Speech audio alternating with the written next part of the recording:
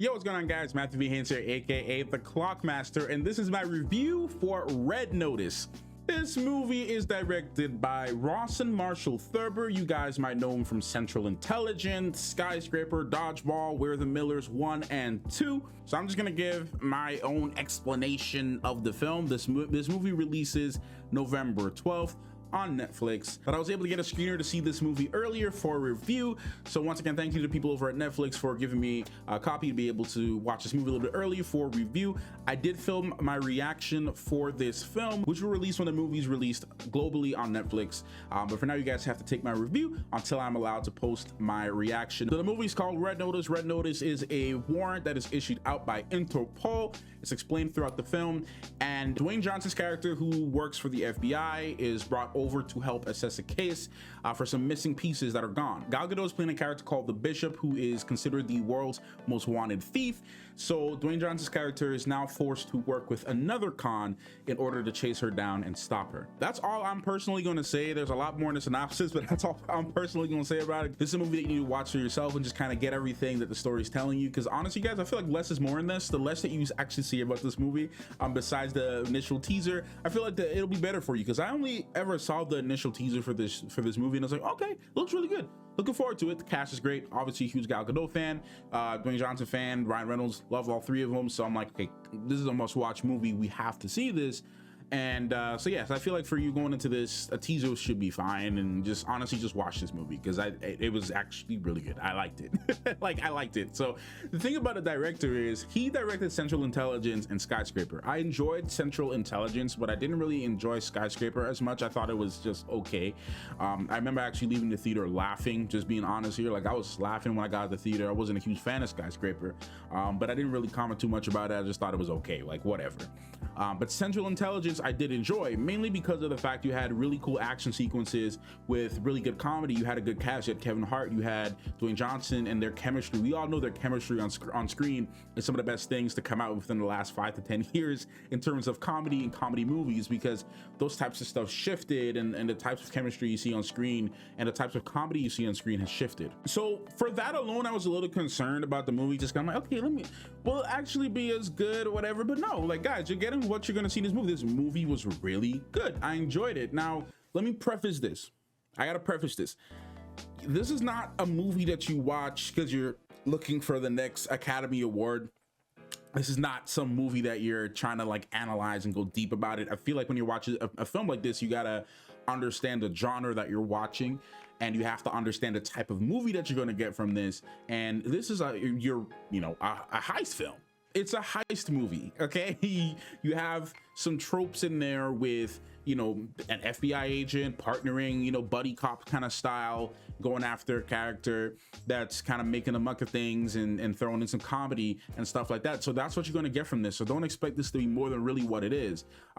With that being said, though, I do feel that the script was extremely strong, and I feel like the story was strong. They had a really strong thing in this, and it was decent. It was decent. It stood its ground. It wasn't overly complicated, and it really just did what it was supposed to do. Like, you got what you're gonna get in a movie like this: a really good heist film with good comedy, pretty good action, awesome set locations in different places that they're going to. And I'll talk a little bit more about that in a little bit, not too much. I don't want to make this review overly long, because there's not much to really, go deep and pick apart in a movie like this. So I would say, and I said this in my reaction, which is going to be coming out later, is the difference between this and a movie like Army of Thieves, which is another heist film that was released on Netflix, is Army of Thieves had a uniqueness about it in terms of the fact that they focused on safes and safe cracking and Dieter. Slight spoilers for that film.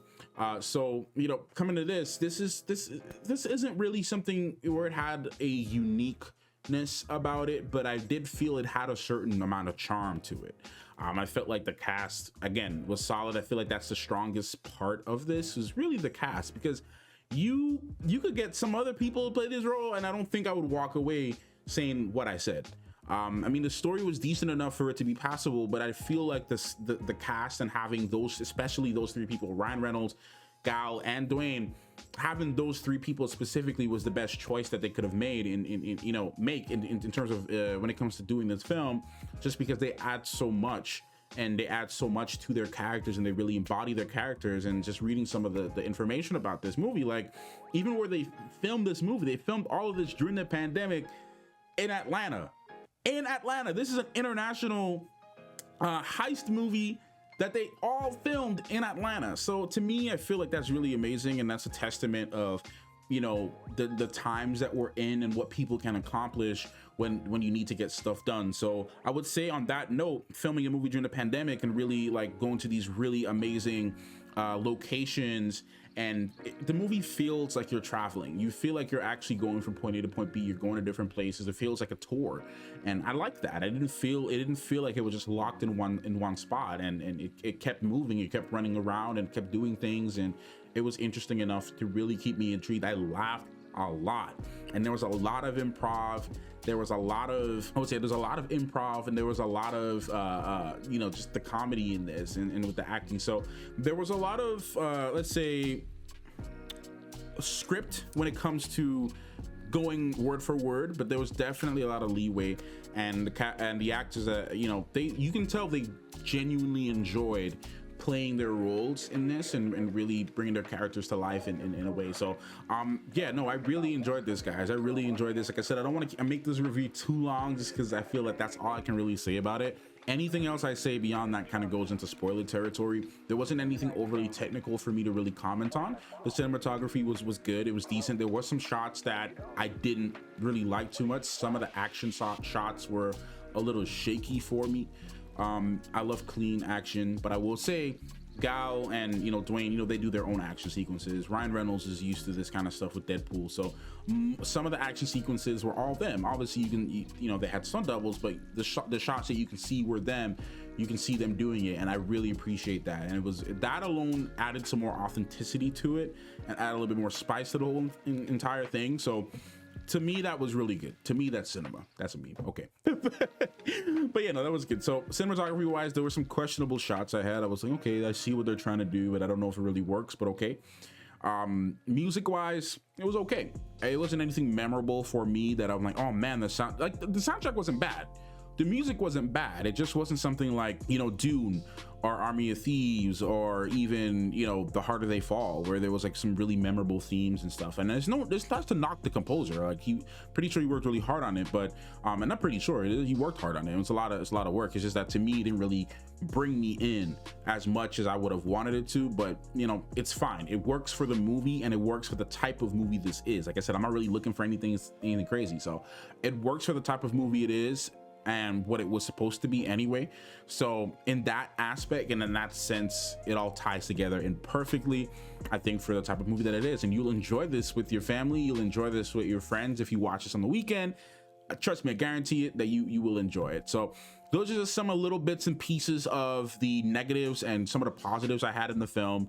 None of the jokes, if I'm really thinking about it, none of the jokes really felt stale. They were all unique to me, and they all worked. And again, there was a lot of chemistry with everyone. All of the actors had good working relationship chemistry on screen, and it worked. And I liked all of them, and I liked what they all brought to the table. Each and every single one of them were good in their own way. So yeah, definitely a must watch. I think, again, not a perfect film, not an overly technical review, very straightforward review for me. If you're looking for all the details on the cinematography and stuff like that, like I said, it wasn't really too much to comment on and really too much to add to that. So, but yeah, no, that's my review for Red Notice. I liked it. I'm gonna leave you guys with a rating. I'm gonna give you 3 ratings. So on a percentage scale, I'm gonna actually give this movie like between like a 78% and an 80% on a personal scale for me.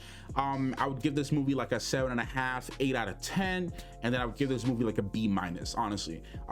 Just for pure enjoyment and for a heist film. Cast was the main key to this. That's what really held this movie down for me.